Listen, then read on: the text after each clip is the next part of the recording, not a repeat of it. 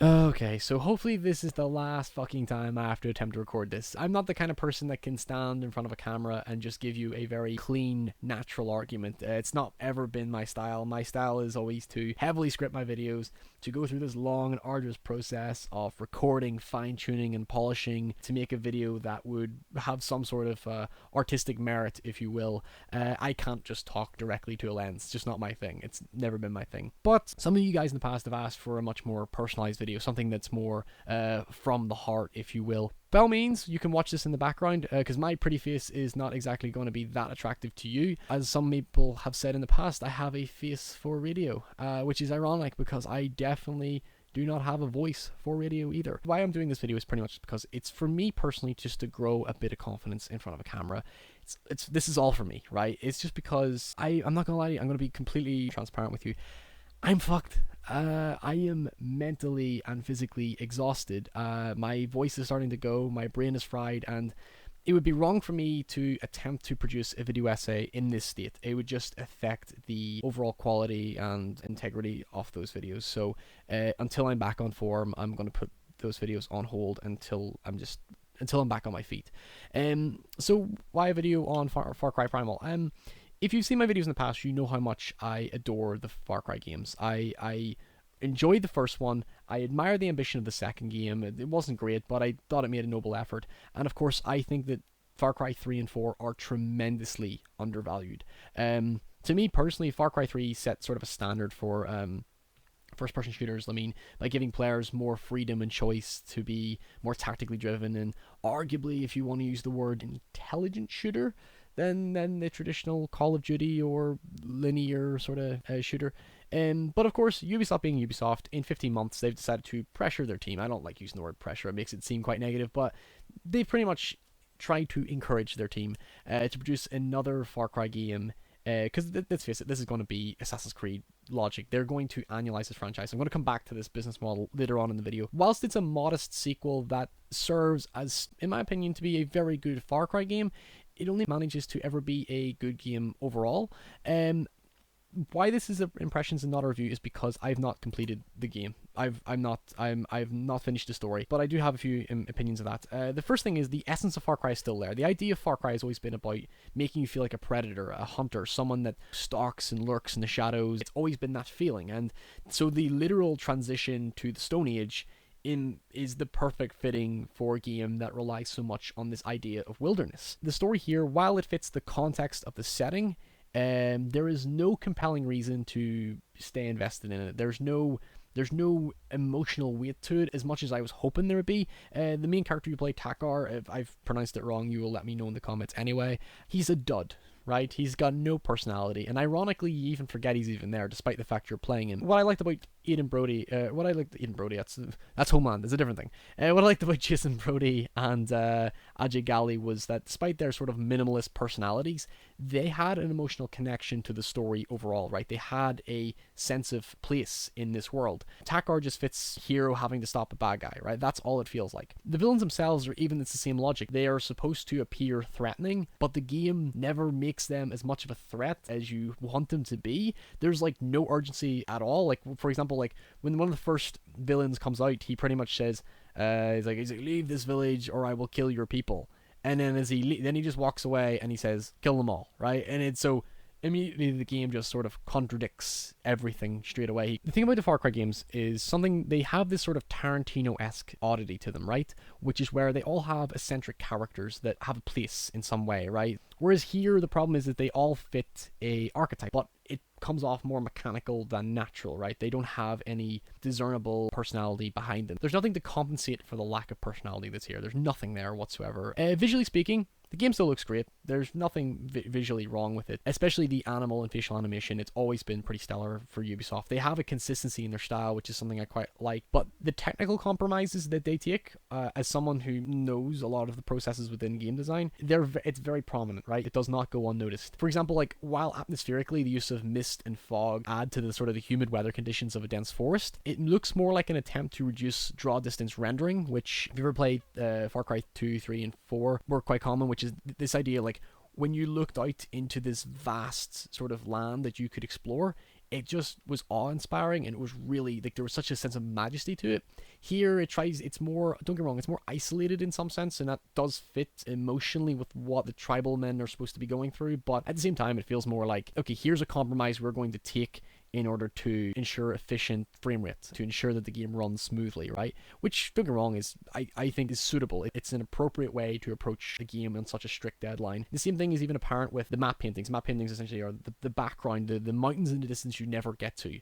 They are flat as hell. They have absolutely no weight to them whatsoever. They just look like they just plastered in the background. At least in 2, 3, and 4, there was a polish to how everything looked. This again continues into the day and night cycle, which is a little bit less apparent. How the day and night cycle works this time is the game transitions day to night and from night to day very abruptly. It's like someone just turns a switch, and there's no lush, beautiful sunset or sunrise. It doesn't exist. Another little presentation element is Jason Greaves' soundtrack. It fits the tone, but I don't like to criticize musicians because it's like it's not an area I understand terribly well. The music, it ends up feeling repetitive, and it lacks the same energy and creativity that Cliff Martinez and Brian Tyler did in the last games. Narrative and visual details aside, the game fundamentally plays very well. The use of clubs, spears, bow and arrows, and even the slingshot, which proved to be one of my favorite weapons, they all feel really well implemented in a way that's very, very gratifying. Every hit feels like it's brutal.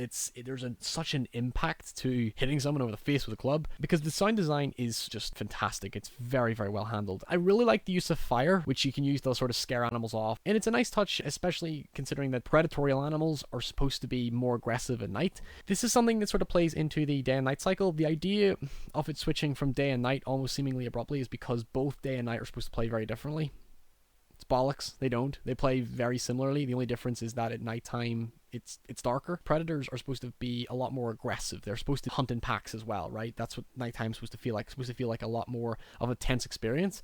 But it never feels quite as dangerous as the game wants you to believe. Honey badgers, however, will always be the most vicious fuckers in the Far Cry games. It's a running joke now, but it is true. They're vicious as shit. Hunting for skin and gathering natural resources, it's the best part of this game. It's the best part. It feels inherently rewarding because you're a tribesman, so you're supposed to feel like there's a journey to this. There is a sense of effort that's required on your part. The ecosystem is very well fleshed out. Primal's sort of where they've gotten it right, and they should stay that way, because hunting other animals is really cool, and it all plays like brilliantly. It's like when you see a tiger take down a deer, that's really cool, right? You know, it makes the world feel immersive. It makes it feel alive. Outpost hunting is still there. It's like that's what's sort of made the game kind of common now is outpost hunting.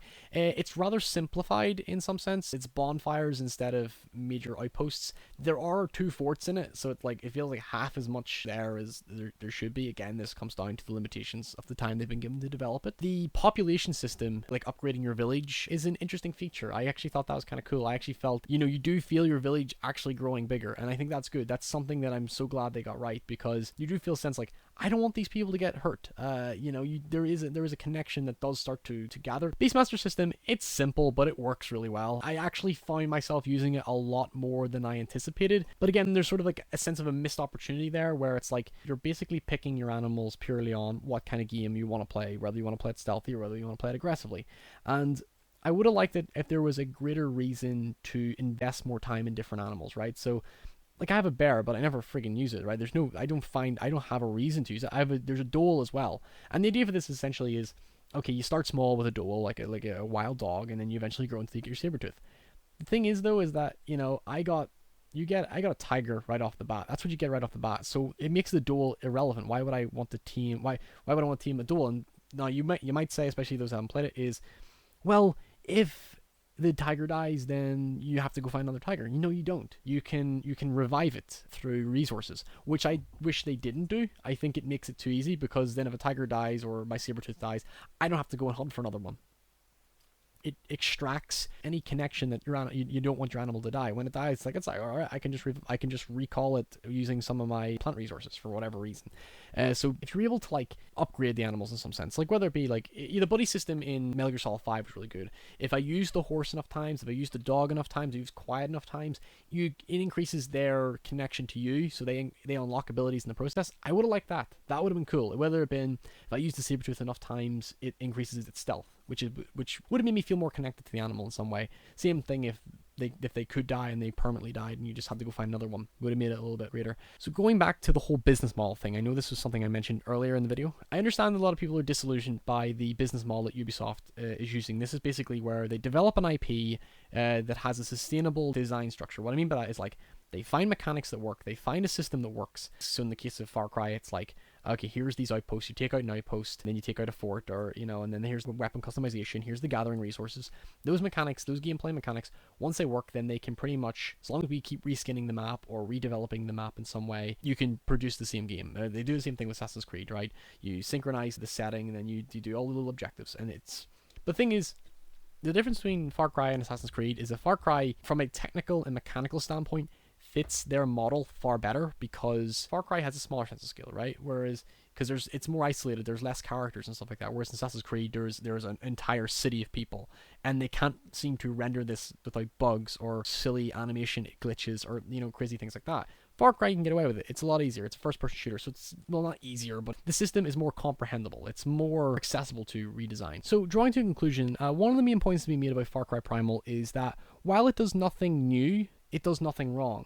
But there is this constant feeling of a missed opportunity. For example, in Far Cry 3, to symbolize your skill tree, they decided to use a tattoo that pretty much added a physical component to what was otherwise a primitive skill tree. It's the same thing in Far Cry 4, where they employed the religious and cultural themes into the skill tree. Like, there's the elephant that symbolizes like pacifist playstyle, while the tiger symbolized aggression. It pretty much adds this sort of rich aesthetic layer to it that, like, Bethesda did it really well in Skyrim, right? In Skyrim, you would look to the stars, you would look at the constellations because they symbolize your skill tree, right? These things, what they do is essentially they take a mechanic and they creatively integrate it into the immersive experience of the game's world, right? It's visual style. It doesn't feel like it's detached from the world. In Far Cry Primal, it's like it is a basic skill tree, right? It just feels like it's like, here's the thing, here's the thing, here's the thing, here's the thing. Whereas it would have been nice if it was something like a cave painting, which would have, you know, at least added an emotional layer to it in some way. It would have invoked this, right? That's the point I'm trying to make. While it's a very small point, it does add to this feeling like the game was made with a very shallow creative process, right? I don't want to, because I'm not the developer of it, and they do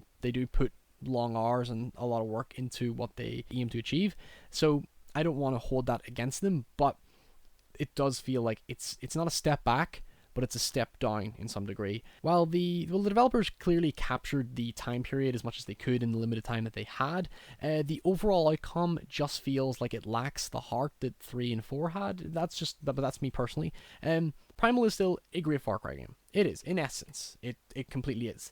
Despite it missing a lot of its personality, but there is this constant nagging feeling that something is missing, that brings it down in a way that just keeps it stopping from being that great game. I liked it. I really liked it, and it's wrong for me to discourage anyone from playing it, but staying within the theme of Primal, the game feels like it's the skin of an animal, right? On the outside, it's still appealing and the functions of it are still intact, but the meat and bones that make up the overall picture just simply aren't there. That's my impressions. Anyway, guys, if you've played the game yourself, please share your own impressions. If you've made it this far in the video, I fucking commend you. I truly do.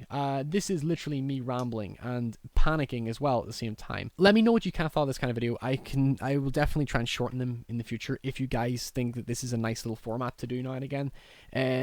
I will have a video essay hopefully by the end of next week. There will be a review next week for The Witch. I will get around to that. Thank you very much for all your support. I am just under tremendous amounts of pressure at the minute, and I do thank you for being patient with me. Till next time, the usual jazz. Stay safe, and I'll see you very, very soon.